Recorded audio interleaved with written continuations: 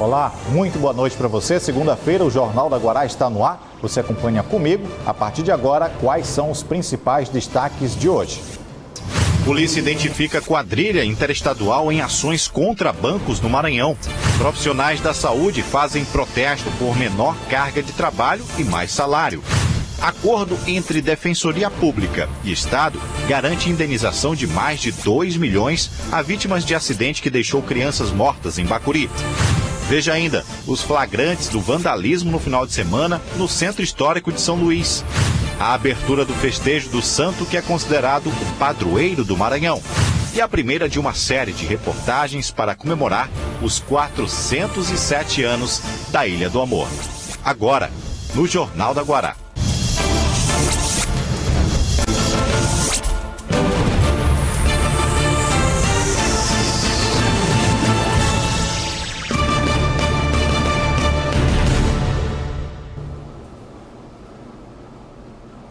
Um levantamento do Sindicato dos Bancários e dos órgãos de segurança pública já conseguiu identificar que é justamente no começo do mês, quando é realizado o pagamento do funcionalismo público e de aposentados e pensionistas, que as agências bancárias costumam entrar na mira dos bandidos.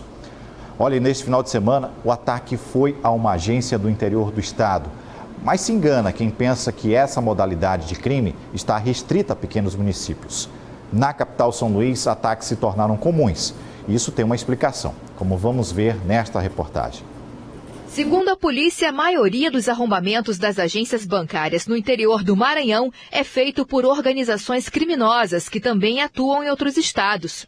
Com o arrombamento no último domingo da agência do Banco do Brasil na cidade de Presidente Juscelino, subiu para 15 o número de agências bancárias assaltadas no Maranhão. Assim que o departamento tomou conhecimento, uma equipe foi até o local para realizar os primeiros levantamentos para subsidiar nossas investigações, como oitiva de testemunhas e colheita de imagens, né?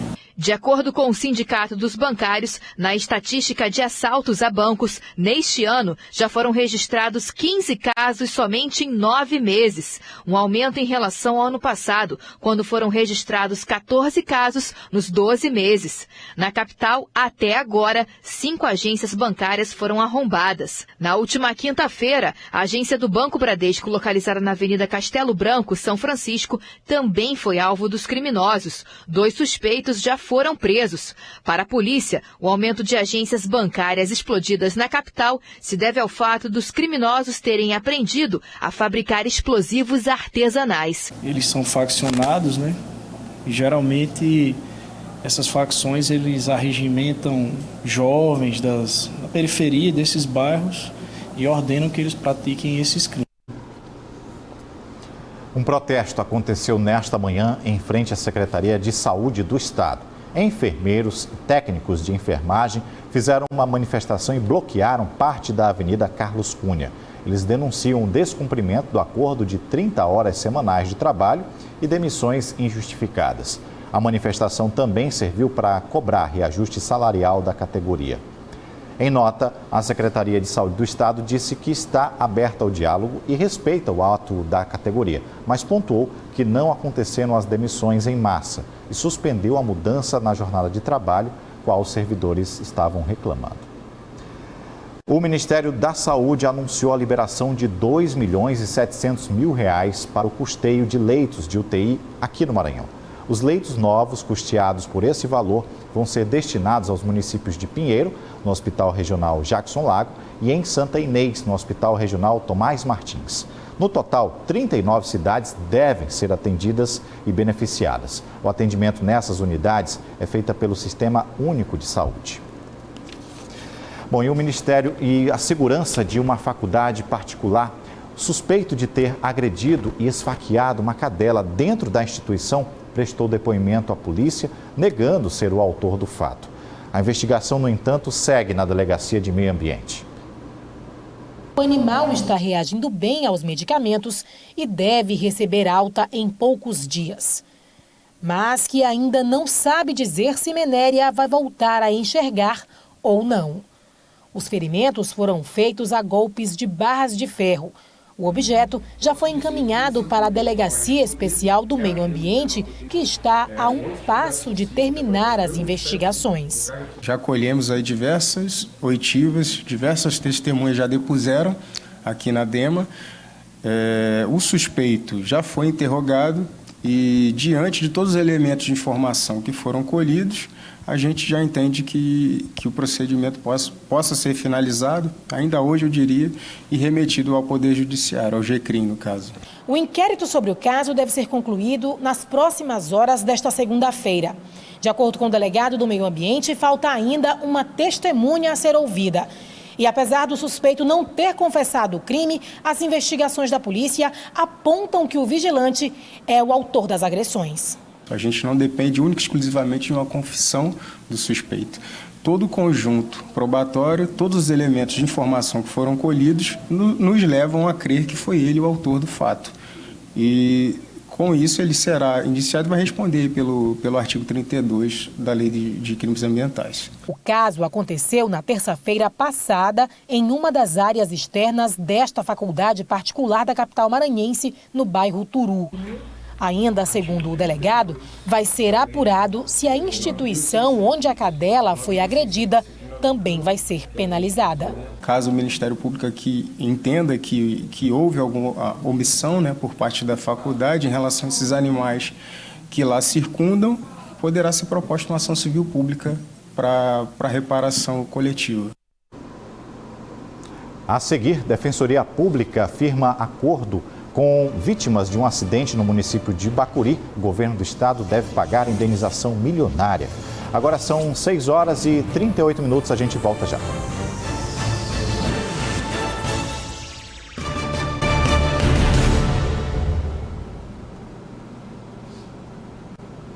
A Defensoria Pública firmou um acordo com o município de Bacuri que vai garantir o pagamento de indenização a famílias vítimas do acidente que matou estudantes de escolas públicas do município de Bacuri.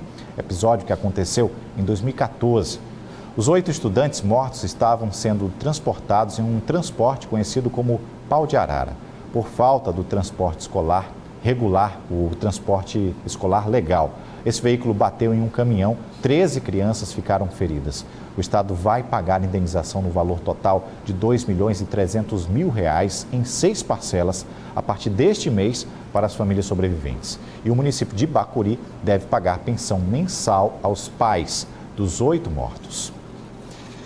52% dos incêndios registrados este ano no Brasil foram no bioma amazônico, segundo o levantamento do INPE, o Instituto de Pesquisas Espaciais. Há 2 semanas, o governo do Maranhão baixou um decreto proibindo queimadas, modelo seguido pelo governo do estado, do governo federal. Enquanto isso, o gabinete de crise continua atuando. IBAMA, Exército e Corpo de Bombeiros se reuniram para atualizar a situação das queimadas.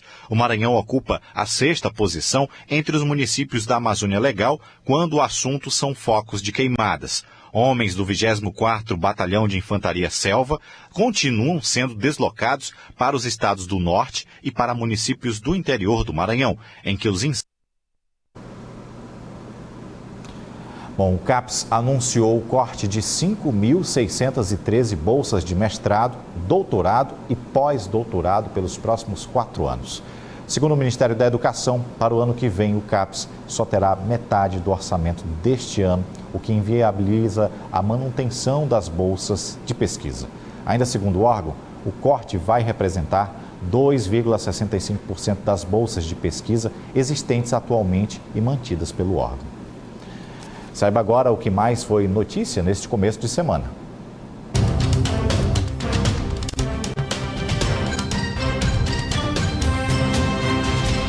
Fatos que deram um susto na população, um incêndio que aconteceu em um galpão de loja de venda de peças de veículos no bairro do São Cristóvão.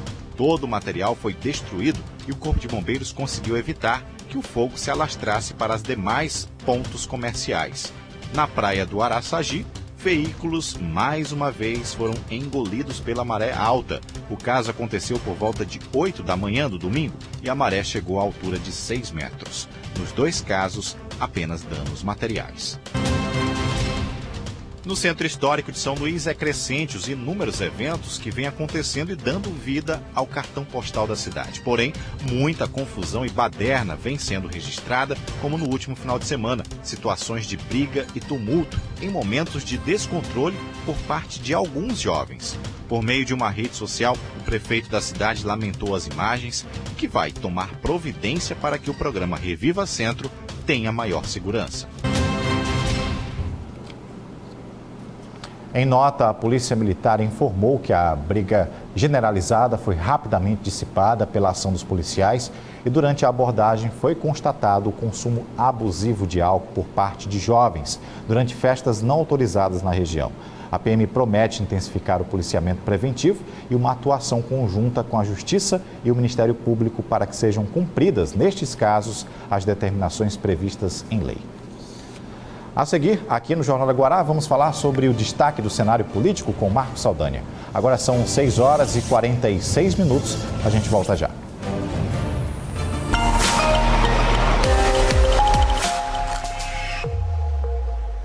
Amanhã, terça-feira, o gráfico da Tábua de Marés apresenta a primeira baixa-mar às 3h35 da madrugada, com 0,1 metro.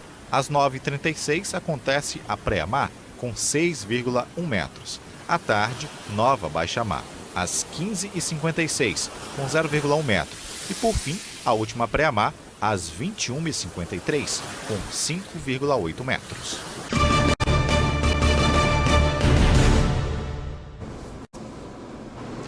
De volta e agora é hora do noticiário político e aqui comigo, Marcos Saldanha, para conversar conosco. Boa noite, Marcos Saldanha. Boa noite. Vamos lá para Brasília, né? Começando a semana e falando com o nosso presidente da Câmara dos Deputados, que já tem uma discussão interessante, né? Parece que não aprenderam a fazer uma reforma bem feita e agora já vão discutir o que eles já tinham debatido anteriormente. Boa noite. Pois é, parece que é isso, né? Já temos os arrependidos, né? Ainda nem está valendo, por assim dizer, né? Porque já está no papel, mas na prática ainda nem teve. Ao fim das coligações, já tem uma série de políticos aí cobrando que a Câmara Federal já reveja e já anule, né? A questão do fim das coligações, ou seja, eles desejam que as coligações voltem. O que os partidos estão alegando, sobretudo os pequenos, é que eles ficarão sem representação na Câmara Federal.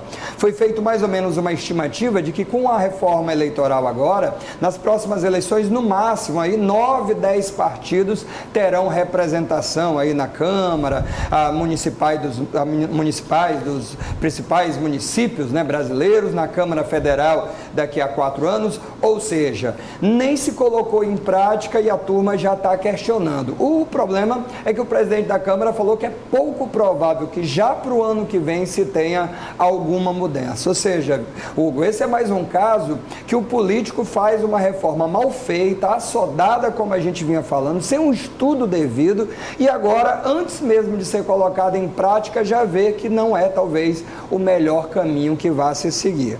Ainda na Câmara Federal, o assunto que deve dar o que falar essa semana é a questão da reforma tributária. O Senado já discute amanhã mesmo e a Câmara Federal já vai levar essa pauta adiante.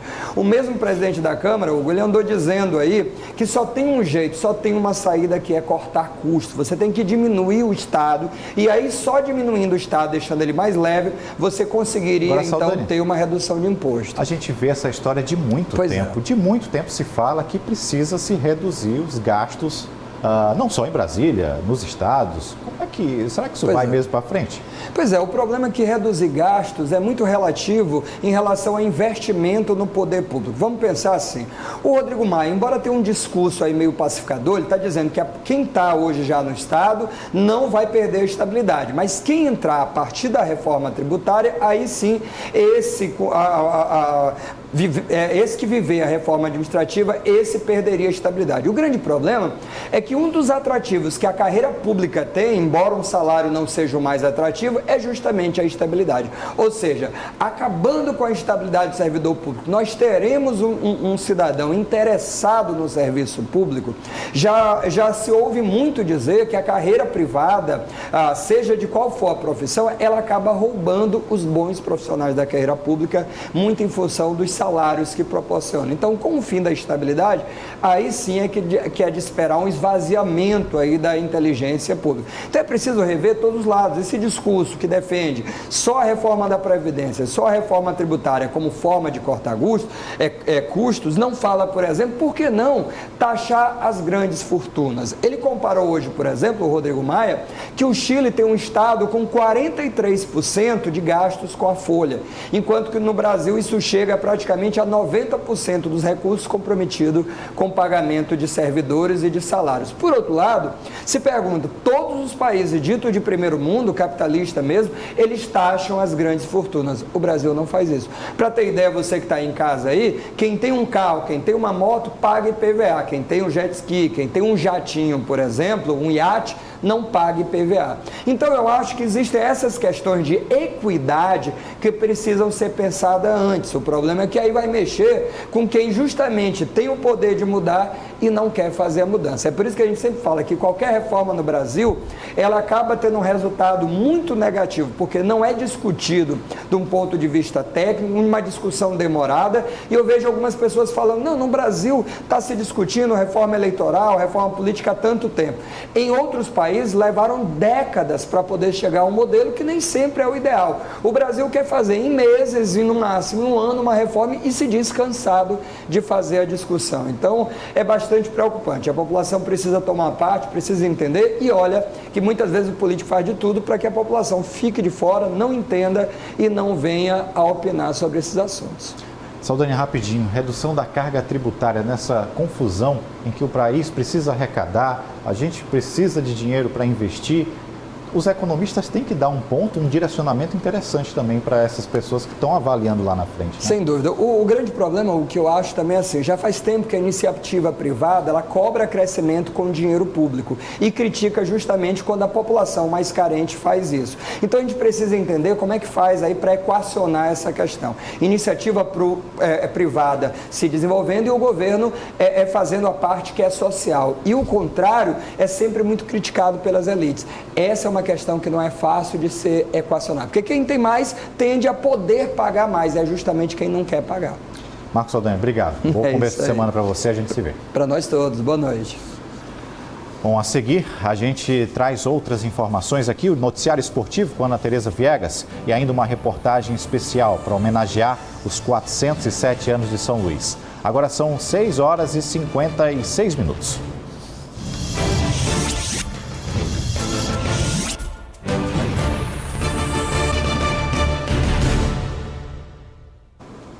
De volta aqui no JG e está na hora do esporte.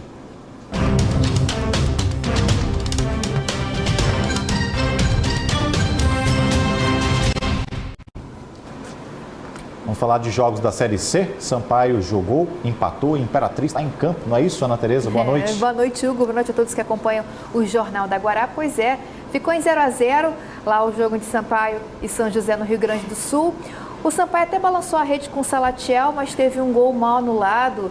O juiz declarou lá impedimento, mas enfim, o fato que agora o Sampaio, o jogo do acesso, dá a responsabilidade aqui para casa. Próximo jogo, sábado, também dia 7, às 5 da tarde também, às 7h15, aliás, da noite, lá no Castelão. E aí o Sampaio precisa vencer, porque se ficar um novo 0-0, vai para os pênaltis. E a gente não quer isso, né, torcedor tricolor, para ficar com aquele coração, né, acelerado. A gente quer logo então que o Sampaio faça o dever de casa no tempo normal e que consiga esse acesso e retorne para a Série B. Sampaio fazendo dever de casa, mas o público também presente, né? Afinal de contas, que a gente quer o público lá, né? Empurrando, foi bom ter falado isso, Hugo, porque a diretoria tricolor prorrogou a promoção de meia entrada para todos. Você pode acessar o site, o portaldaguara.com, que você vai ter mais informações sobre isso, Hugo. E hoje, então, o Imperatriz tem que fazer o dever de casa lá no Frei Epifânio, joga daqui a pouquinho, 8 horas vai receber o Juventude. O jogo de volta é também na próxima segunda-feira, lá no Alfredo Jaconi. Lembrando, então, Imperatriz também fazer o dever de casa para não ficar dependendo de um resultado na volta. E para fechar algo, falar das participações dos nossos pilotos na 27ª edição do Rally dos Sertões. Terminou domingo, chegada foi lá em Aquiraz, no Ceará. O Marcelo Medeiros, craque aí, ficou com um tricampeonato na categoria quadriciclos. O nosso piloto Fábio Cadastro, multipiloto, que já competiu de carros, caminhões, moto. É um guerreirão, É um guerreirão, ele, né? Inclusive aquela parceirinha dobradinha dele com o João Afro, sempre garantiu o pódio para o Maranhão. Fábio esse ano estreou na categoria quadriciclos, teve problemas com o motor, com o freio, mas conseguiu fechar o Rally dos Sertões na 6ª colocação. Parabéns a todos os maranhenses que participaram. Acompanhando um pouquinho do João Afro, né? Também teve dificuldade. Também teve dificuldade, ele estava competindo mas pela... não desistiram, né? Impressionante isso, essa força, né? Exatamente, isso é que marca, né? O Rally dos Sertões. O João Afro estava competindo pela equipe do Rally do Timão, do Corinthians. Pois é, Rally Timão, Corinthians. E aí também não desistiu, conseguiu completar a prova. A gente teve outros maranhenses também, todos conseguiram completar. Mas o destaque fica aí para o Marcelo Medeiros, que conseguiu o tricampeonato. Mas parabéns a todos os nossos pilotos guerreiros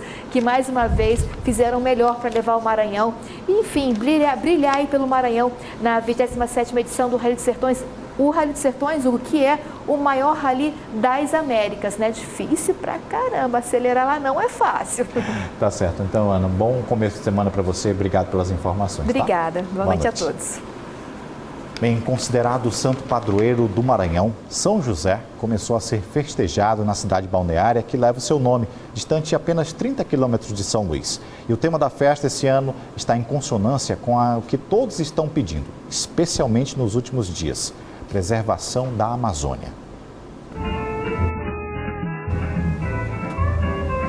O colorido das fitinhas e a grande movimentação de pessoas na cidade são os sinais mais visíveis de que foi dada a largada para mais um festejo no Santuário de São José de Ribamar. Este ano, o tema das comemorações é Amazônia, Igreja, Missão e Ecologia. A abordagem foi definida há algum tempo e, por coincidência, é um dos assuntos mais falados hoje no Brasil e no mundo. Normalmente nós escolhemos os temas das nossas festas um ano antes. Encerrando o ano, começando o ano, nós temos aquilo que todas as paróquias realizam, que se chama Assembleia Paroquial de Pastoral. Ali com as lideranças da igreja, a gente faz o discernimento dos temas que são interessantes para as nossas festas. Neste setembro, a gente celebra esse tema: Amazônia, Igreja, Missão e Ecologia, em comunhão com a igreja no mundo todo, com a igreja na Amazônia. A missa de abertura contou com a participação de fiéis que não perdem uma edição. Muito bonito, porque todo ano cada vez mais bonito mesmo. Muito bonito mesmo, muito legal. E também de gente pequena que, junto à família, dá os primeiros passos na fé. E é muito importante para a gente estar na comunhão da igreja, prestigiando esse festejo e trazendo também a criança para já crescer nos caminhos de Deus, na palavra, né? Quem perdeu a missa de abertura ainda terá outras oportunidades para participar do festejo. É que até o último domingo do mês, o santuário vai ter uma vasta programação para receber os fiéis. E dentro dessa programação a gente tem celebrações, romarias, espetáculos teatrais, shows musicais, procissões. Vamos ter ainda a procissão marítima, a grande Romaria Coab Ribamar dia 21. Dia 6 agora tem pão com ovo aqui na Praça do Santuário, tem jantar show, tem muita coisa. A programação se encontra nas nossas mídias digitais e a parte alta, a parte principal desse festejo são os últimos dias, a novena que encerra, que começa dia 20 e vai até o dia 29.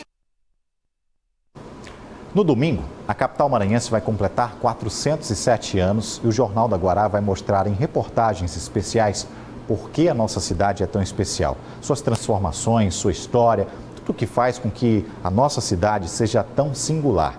Na reportagem que Elinalva Cardoso vai nos mostrar agora, vamos conhecer pessoas que se estabeleceram por aqui e fazem da Ilha do Amor a sua nova casa.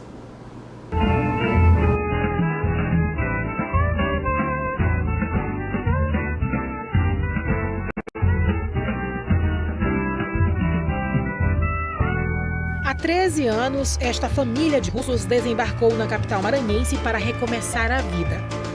Maria, que na época tinha apenas 16 anos, lembra bem das dificuldades que enfrentou quando chegou aqui. A principal delas, não saber falar nada do nosso idioma. Pois é, eu até tentei falar inglês um pouquinho, mas com o tempo eu percebi que era mais fácil comunicar em português mesmo. E foi muito engraçado, porque as pessoas tentavam falar comigo E eu até conseguia compreender aos poucos, mas eu não sabia o que exatamente as pessoas falavam. Então, assim, esse poder de comunicação, às vezes, ele ultrapassa o limite da língua. Não sei, pelo conjunto das coisas também, o que facilitou um pouco, como eu já conheci as matérias, então, alguns termos em comuns, aí você vai aos poucos conhecendo. E o povo daqui é muito receptivo. A situação política de Moscou, onde moravam, foi o principal motivo para a família de Maria se mudar para São Luís. Aqui se instalaram e montaram este museu formado por obras de arte, objetos e utensílios da cultura russa. Postos foram feitos pelo marido de Lyubov. No local, eles também oferecem aulas particulares da língua russa e de música. Eugênio é formado em cinema e música.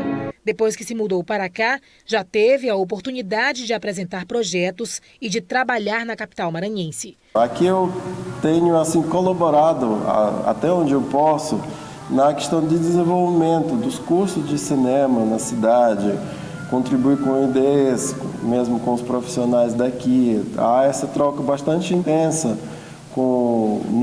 desse ramo de São Luís, né? Aí, o que a gente pode ver durante esses anos, surgiu várias produções bastante diversificadas nesse ramo, abriu a escola de cinema. Eu sempre falei que aqui devia ter escola, porque há condições muito boas. Realidade diferente da mãe dele, que infelizmente nunca conseguiu exercer a profissão. Segundo Lyubov, o único motivo para ela não se sentir totalmente feliz aqui. Mas quando questionadas sobre voltar ao país de origem, elas são rápidas nas respostas. Para voltar, não. Só visitar pode ser meus parentes, amigos. Mas para voltar, não tem. Hoje em dia, eu penso em ir lá. Mas eu acho que aqui é minha casa. Maria, Eugênio e Lyubov estão entre os milhares de estrangeiros que escolheram São Luís para recomeçar a vida. Dados do último censo realizado pelo IBGE em 2010 revelaram que existiam 1.073 estrangeiros vivendo aqui na capital maranhense. 66% homens e 34% mulheres. Já a história do chefe Daniel Romy é um pouco diferente da maioria dos estrangeiros que buscam a cidade apenas como um refúgio. Em 1970, o suíço veio para cá para trabalhar em um hotel de luxo, onde ficou por 5 anos. Depois de fazer uma volta ao mundo, apaixonado pelo clima tropical, ele retornou para São Luís há 12 anos, onde montou um restaurante em uma área nobre da cidade. Exato. A ideia, como eu sempre trabalhei em hotelaria de luxo, a ideia era montar uma coisa tranquila na praia, com os pés na areia, não? E chegamos em São Luís e vimos que não tinha nenhum restaurante um pouco sofisticado assim, não? E falamos, ok, vamos fazer cozinha francesa. Mas inicialmente o que eu queria era pé na areia e fazer uma coisa assim, trabalhar com peixe, com marisco e todas essas coisas. E assim como a família russa, o chefe suíço também não pensa em voltar para o país dele. Não, não. Eu não sei se eu vou continuar a passar a minha vida aqui em São Luís, mas, como eu lhe disse, a vida é oportunidade, a vida é mudança. Então você tem que aceitar isto. Um dia você mora a tal lugar, outro dia você mora a tal lugar. E quando você fala os idiomas necessários para isto, é mais fácil.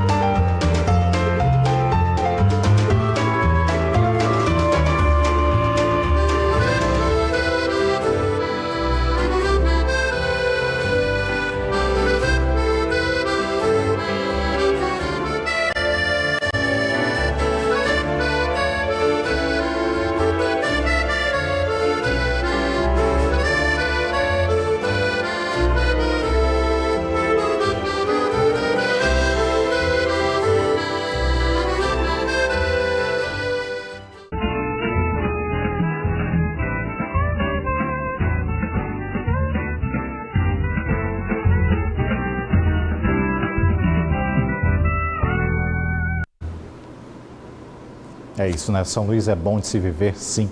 Outras notícias no portal guará.com. Você fica agora com os analistas. Jornal Guará volta amanhã. Espero você a partir das 6h30. Uma excelente noite.